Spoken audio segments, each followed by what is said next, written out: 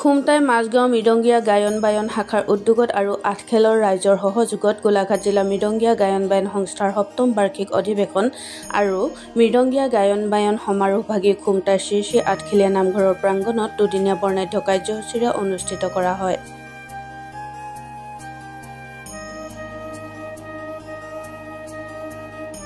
আজি প্ৰথম দিনৰ পুৱাৰ নাম প্ৰসংগ কৰে কাঠবাপু সত্ৰৰ সত্ৰাধিকাৰ প্ৰভু জিতেন মহন্তই।